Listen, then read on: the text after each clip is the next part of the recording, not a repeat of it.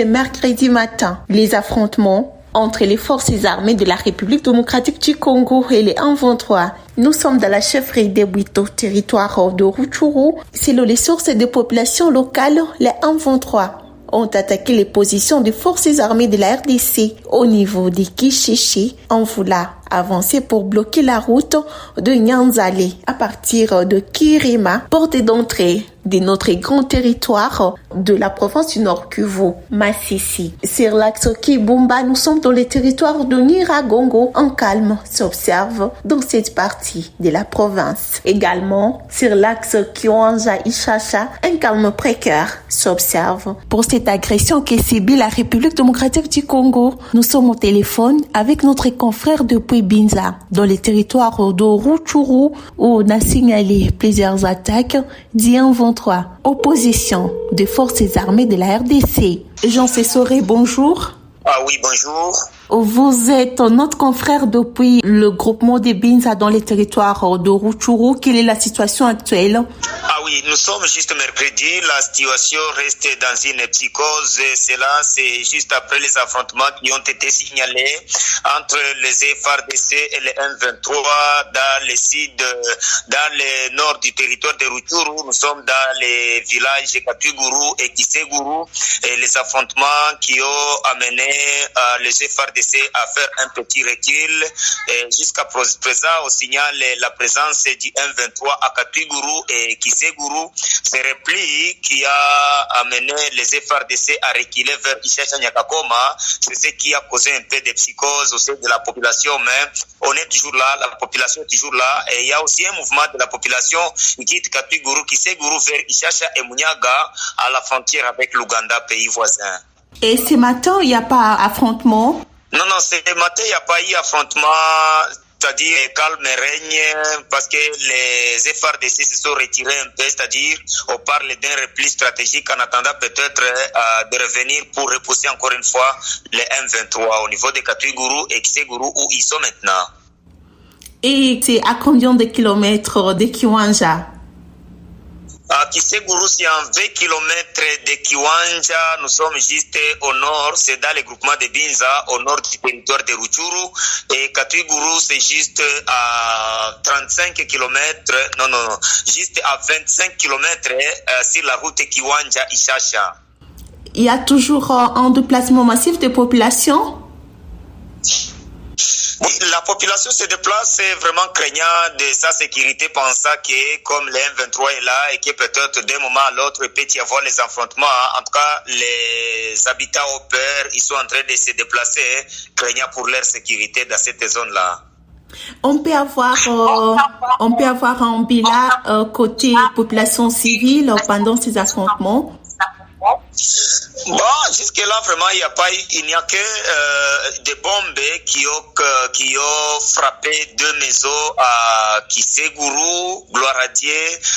Les habitants étaient déjà cantonnés, on était un peu à côté, c'est-à-dire il n'y a pas eu de blessés ni de morts, mais au moins les maisons sont détruites à cause des bombes qui ont été larguées sur le terrain par les M23 dans cette zone-là de Kiseguru. Jean Sessoré, vous êtes notre confrère depuis le groupement de Binza dans les territoires de Rutshuru. Merci de nous faire toutes ces précisions.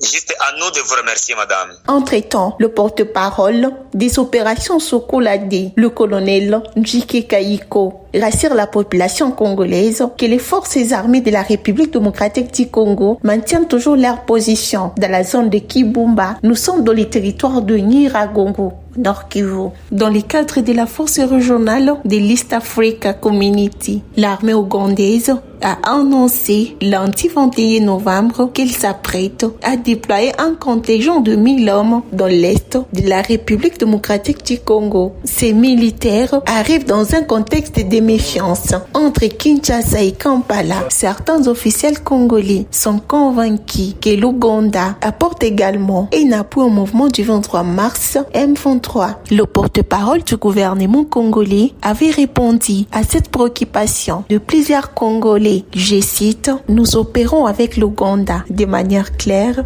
à Beni contre le mouvement terroriste ADF. Nous avons évidemment entendu des informations disant qu'il y aurait une implication de l'armée ougandaise dans les événements qui se sont passés. Et voilà, ce sont des faits qui sont en train d'être retracés. Les moments venus, dès que les détails seront prêts, nous pourrons vous donner la position du gouvernement quant à ce avait indiqué le porte-parole du gouvernement congolais dans un point de presse tenu à Kinshasa. En rappel, nombre de militaires ougandais sont sur les sols congolais depuis plusieurs mois dans le cadre de Shuja, l'opération conjointe lancée depuis le 1er décembre 2021 contre les groupes armés dont le mouvement terroriste des forces démocratiques alliées ADF, l'association congolaise pour l'accès à la justice. ACAJ, pendant ces temps, cette association dit disposer de témoignages crédibles sur l'implication de l'armée ougandaise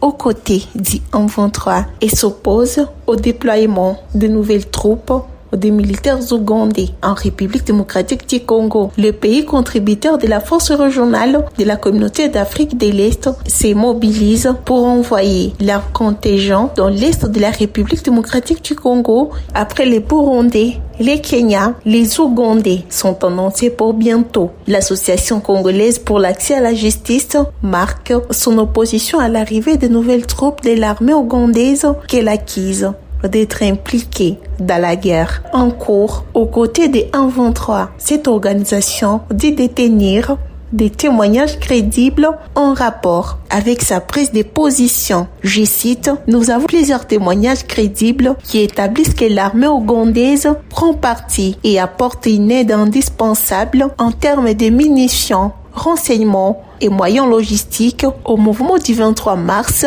M23. Cela veut dire c'est une aide laquelle les M23 ont pu conquérir les localités qu'ils occupent aujourd'hui, a confirmé Georges Kapiamba, président de l'Association congolaise pour l'accès à la justice. Certains de militaires ougandais sont sur les sols congolais depuis près d'une année. Dans le cadre de Shuja, l'opération conjointe avec l'armée congolaise lancée depuis le 1er décembre 2021 contre les groupes armés dont les rebelles des forces démocratiques alliées ADF dans les territoires de Beni et Irumu.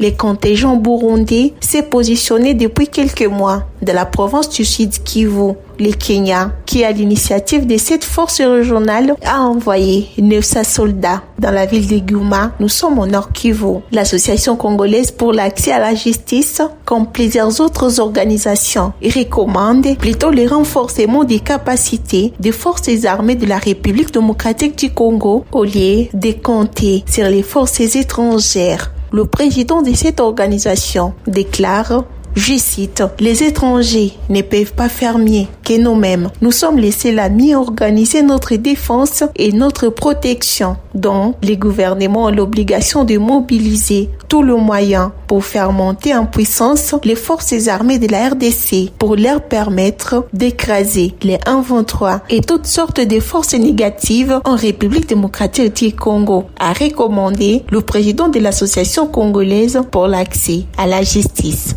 Plusieurs allégations faisaient état de l'implication de l'armée ougandaise aux côtés du M23. Dans les couloirs officiels, c'est le président de l'Assemblée nationale, Christophe Mbosso, qui a déjà cité publiquement à des reprises l'Ouganda comme agresseur de la RDC. À ce sujet, le porte-parole du gouvernement congolais, Patrick Muyaya, a indiqué début novembre qu'une enquête était en cours pour savoir si l'Ouganda était impliqué dans cette guerre qui a permis au M23 d'occuper des vastes étendues des territoires de Rutshuru et Nyiragongo avec une menace croissante de la ville de Goma. Nous sommes au Nord Kivu.